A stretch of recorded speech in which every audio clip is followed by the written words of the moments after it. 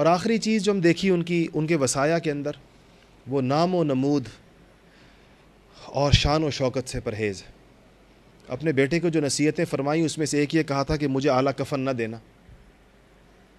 اوسط درجے کے کفن میں مجھے کفنا دینا، زیادہ بھیڑ بھاڑ جمع نہ کرنا،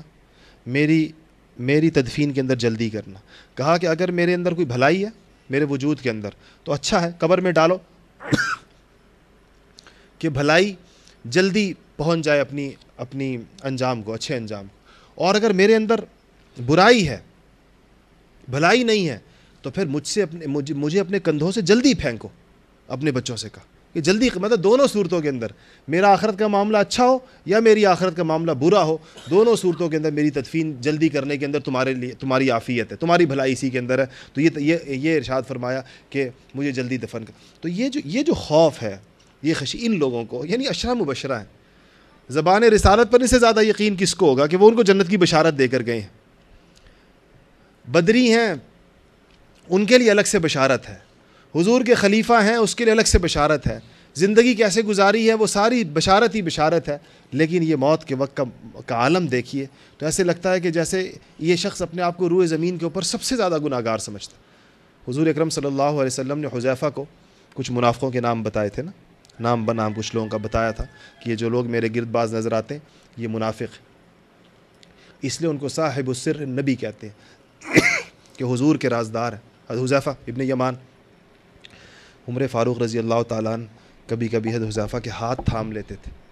کبھی دامن پکڑ لیتے تھے کہ حذیفہ تمہیں خدا کی قسم ہے صحیح مجھے بتاؤ کہ میرا نام تو حضور نے نہیں لیا تھا ان لوگوں میں سے۔ یہ خوف، ایسی خشیت ان لوگوں کو اللہ جل جلالہ کی جانب سے نصیب ہوتی باوجود ان درجات کے۔ آخری بات جو آپ نے فرمائی جو آخری دنوں کے اندر، جس کے بعد دوسرا سلسلہ شروع ہوتا ہے کہ آپ نے 6 صحابہ کو متعین کیا تھا، سیدنا عثمان غنی، سیدنا علی مرتضیٰ، سیدنا عبد الرحمن ابن عوف، حضرت سعد بن ابی وقاص، سیدنا طلحہ اور سیدنا زبیر، کہ یہ 6 لوگ اگلے خلیفہ کا انتخاب کریں گے۔ یہ حضرات بیٹھے 3 دن تک، اور کسی نے کہہ دیا کہ عمر فاروق رضی اللہ تعالیٰ سے آپ کے اپنے بیٹے ابن عمر کو بھی شامل کر لیجئے، وہ بڑے نیک ہیں، بڑے پارسا ہیں، ان کی عبادت گزاری بڑی مشہور تھی۔ تو انہوں نے کسی زمانے کے اندر اپنی اہلیہ صحابہ کو طلاق دی تھی جو حیض کی حالت کے اندر دی تھی، اور وہ ممانعت ہے کہ طہر میں طلاق دینی چاہیے۔ تو عمر فاروق رضی اللہ تعالیٰ نے اس مشورہ دینے والے پر بگڑے کہ تم مجھے اس بندے کو کہہ رہے ہو کہ میں شامل کروں جس کو بیوی کو طلاق دینی بھی نہیں آتی۔ تو اب چونکہ بیٹا تھا اور بیٹا ہونے کی وجہ سے اس کو شامل نہیں کرنا چاہ رہے تھے، تو کسی پرانے زمانے کی ایک بات اس کے سامنے کی کہ تم مجھے اس کا مشورہ دیتے ہو کہ میں اس کو شامل کروں۔ خیر صحابہ نے اصرار کیا تو فرمایا کہ ابن عمر اس کمیٹی میں بیٹھ جائیں گے، ووٹ دے سکتے ہیں، لیکن خود اپنے آپ کو خلیفہ نامزد نہیں، یہ خلیفہ نہیں ہوں گے، باقی وہ اس کی چناؤ کے اندر شامل ہو سکتے ہیں کہ روایت کے اندر یہ بھی آتا۔ یہ صحابہ 3 دن بیٹھے، تو اس کے بعد 2 لوگوں نے اپنا نام تو واپس لے لیا، حضرت طلحہ نے اور حضرت زبیر نے، اور کہا کہ ہم تو اس میں نہیں ہیں۔ اس میں آتا ہے کہ 2 نے اپنا اختیار 2 کو دے دیا، 2 نے اپنا نام واپس لے لیا، ایک نے اپنا اختیار حضرت علی کو دے دیا، دوسرے نے اپنا اختیار حضرت عثمان کو دے دیا، اور 2 نے جو ہے اپنا نام واپس لیا۔ یہ بعض میں آتا ہے کہ حضرت عبد الرحمن ابن عوف نے فرمایا، آخر کے اندر فیصلہ انہوں نے کہا کہ ایک صحابی نے کہا کہ 2 نے کہا کہ ہے نہیں، اور ایک نے کہا کہ میرا اختیار اس کی طرف۔ حضرت عبد الرحمن ابن عوف نے آخر کے اندر جو 3 دن بیٹھنے کے بعد حضرت علی سے بھی اور عثمان سے فرمایا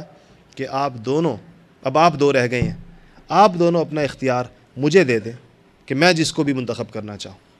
آپ دونوں میرے اوپر